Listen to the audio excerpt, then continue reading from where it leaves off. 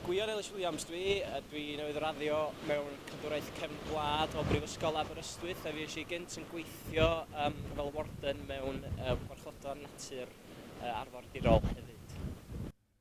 Pam da ni'n edrych ar yr holl ddifrod ar y prom yma'n Aberystwyth, un o'r ffactorau mwyaf amlwg da ni'n edrych ar y gyntaf ydy y storm ei hun. Seiclon oedd y storm oedd wedi cael ei chreu allan yn yr Iwerydd.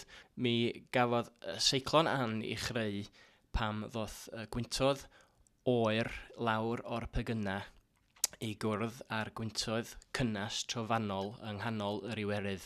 Wan ddoth y seiclon i fewn gyda gwyntoedd o fyny at rhyw 80 milltir yr awr a effaith hyn oedd bod dŵr y môr wedi cael ei wthio tuag at arfordir Ceredigion a Aberystwyth yn fwy penodol.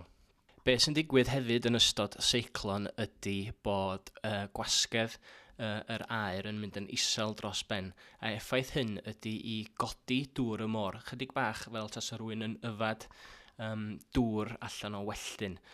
Wan pan mae hyn yn cyfuno hefo gwyntoedd cryfion, mae'r effaith yn amlwg. Ond nid dyna diwedd y stori. Mae gennym ni lanw uchel yma ym Mhrydain. Ddwywaith y diwrnod mae'r llanw yn dod i fewn ac mae pen llanw yn digwydd unwaith bob ryw 12 awr. Unwaith bob mis mae'r pen llanw ar ei ucha ac yn cyrraedd lefelau o ryw 5 metr i ryw 5 metr a hanner. A digwydd bod mi oedd y llanw ar ei ucha pam ddaru seiclon an daro arfordir Aberystwyth.